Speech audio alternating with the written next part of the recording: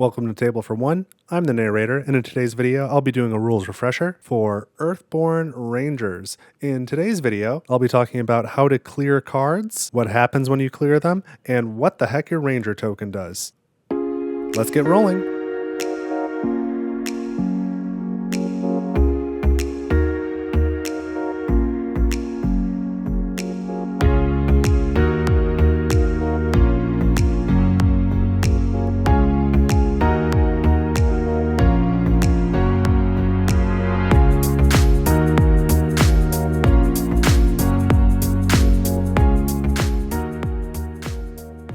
Alright, so I am set up to teach you today about clearing cards and talking a bit about Ranger tokens as well.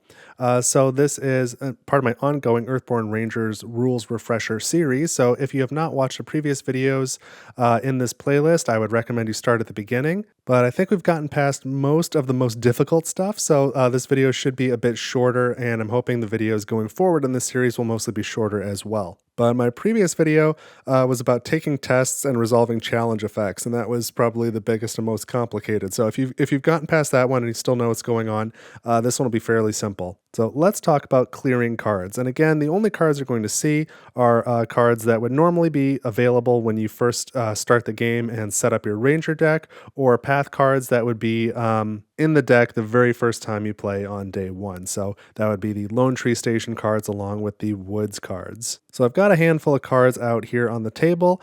And again, I'm assuming you already know how to take tests and how all that works. So let's look at these path cards over here for a second. You'll notice that each of them has two boxes. The box on the left is red and has a white number, so 2, 4, and 4. And then the box on the right is blue with a white number. We've got 4, 6, and 3R. So these boxes are telling you the thresholds you need in order to clear these cards with either harm or progress. Now, if you've got the cardboard punch-outs, you're going to have cardboard punch-outs. I've got the dice, which are the upgrades, but this is what the harm token would look like. This is what the progress token would look like. And I just use these dice so I can have, 4 harm here. This would be 1 progress, 2 progress, 3 progress, right? So as you are interacting with these cards, you may do things that either add harm or add progress. And you can in fact have both harm and progress on the same card. So these two are a little bit more straightforward. The Sitka Doe clears with either 2 harm or 4 progress, and the Prowling Woolhound clears with either 4 harm or 6 progress. And so what that's saying is, if you reach that threshold of tokens on that card for either harm or progress, immediately before you do anything else, remove all the tokens from the card. Let's say we got 6 progress on this Prowling Woolhound, right? So we've been adding progress to it. We get up to 6. Immediately remove all the tokens and add that path card to the path discard. So that just goes in the discard pile, and that card is kind of taken care of now. So that is sort of the standard result. And so let's say we're trying to connect with the Sitka Doe for whatever reason, and this Ranger on the left is going to do it.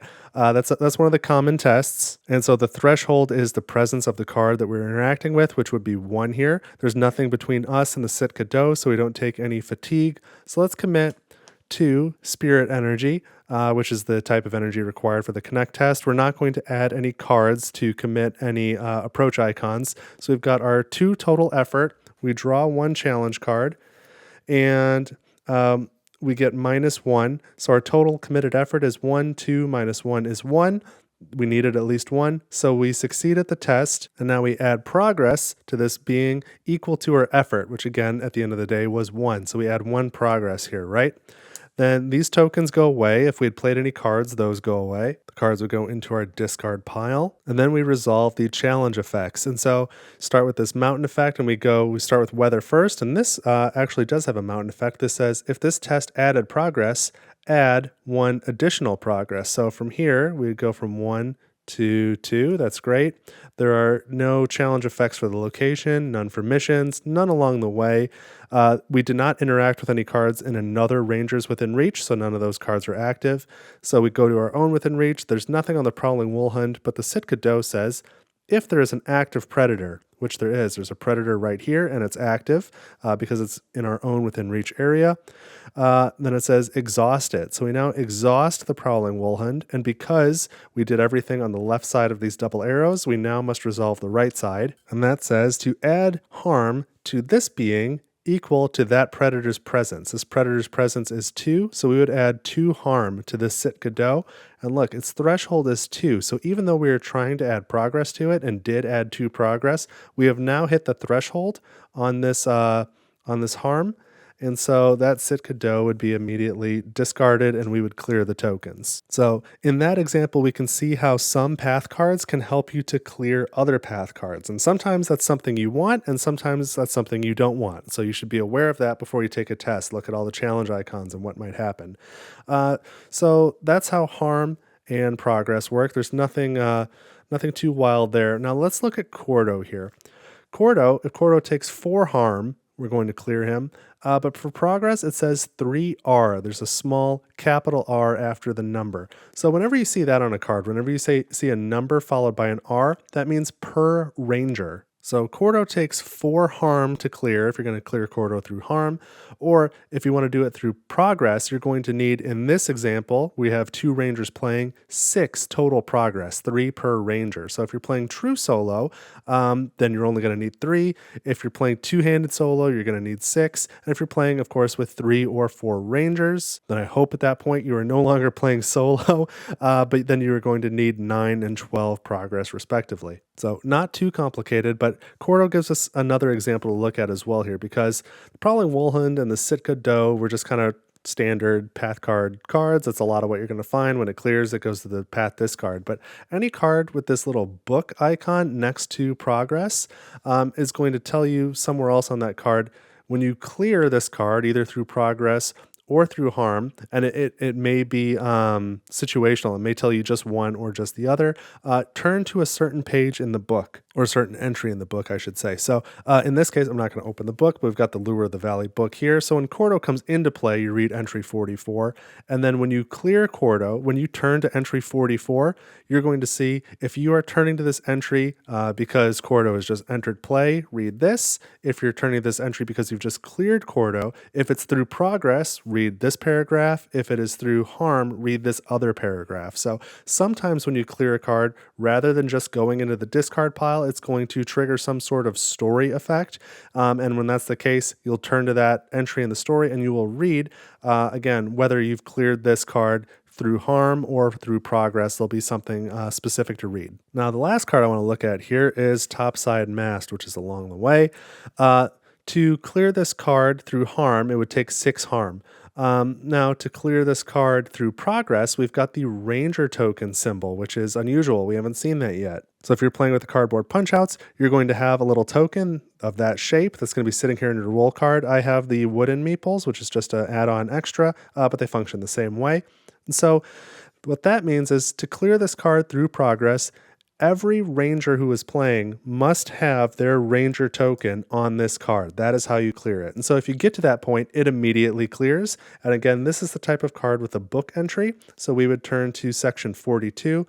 And see, this one says if you've cleared it through progress, turn to 42. If you clear this card through damage, or through harm, I should say, there is no entry like there was with Cordo. Cordo is clear through progress or harm, turn to 44, and when you turn there, it'll give you the 2 options and you read the appropriate one. With Topside Mast, if you clear it through harm, then it's just going to clear as normal and go into the path discard. You've kind of destroyed Topside Mast. But if you clear it through progress by having every ranger who's in play, or all rangers having their ranger token on this card, then you turn to entry 42 and you get to do whatever the book says. Now, there's a couple things I want to mention on ranger tokens that I think some people get confused about. One, if your ranger token is on a card and then you interact with that card, it does not do anything for you. If another ranger's token is on a card and you are doing a test on that card, so like this convince test, if you succeed, you are trying to, then it allows you to move your ranger token to the card. So it says you need a minimum effort of 3 to pass the test. Every other ranger's token who is already on that card gives you one free effort towards that test. So if this ranger wants to put their token on this card to clear it and read that passage, they can use focus energy, and each one will give them one effort. They can use connection approach icons, play those from their hand. Each one of those will give one effort, but then also they get one free effort because this other ranger's token is already on the card. So that's important to know when taking tests. But the other thing that I think some people get confused about, consider your ranger token to be like your focus token. Like you are focused on that particular thing. You're putting a lot of your mental effort into whatever that card is where you've got your token. The token does not represent your actual ranger themselves. You are always like your role, you are where your player area is. So if you move your ranger token to a card along the way, and then you want to perform a test on a card along the way, maybe that same card or another card, you would still take fatigue from active cards that can fatigue you between where you are and the card you're interacting with. Like you are not here now. You have not physically moved. Cards within reach are still between you and that location, or that card, I should say, in this case, a feature. So don't take this little walking person too literally. It is not like your physical presence being on a card. It's just where you are putting your attention, your focus, your effort. So I'm really focused on topside mast over there, but I am still, over here in this area, in the player area. So hopefully that clears some things up for some people and doesn't confuse anything. Now, the one thing I did not talk about in this video is the location card itself, and that's got some sort of threshold here with progress.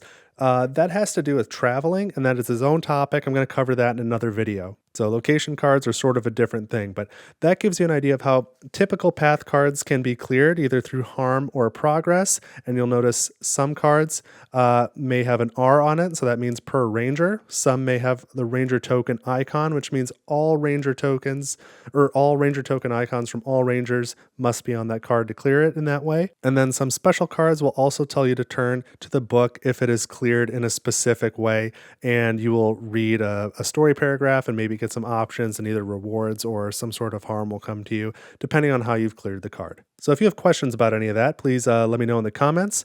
Otherwise, if this was helpful, let me know by leaving a like, subscribe to the channel if you'd like to see more Earthborne Rangers content. I'm going to continue with this series for a little bit, and I'd love it if you'd share the video with somebody else who might find it useful too. Don't forget, you can always head to my coffee page, ko-fi, link in the description. You can throw me a couple bucks, help keep the channel running, and that is most appreciated. But that is what I've got for you this time on Table for One. Thank you so much for watching. I hope this helps your Earthborne Rangers playthroughs, and I will see you in the next video. Take it easy.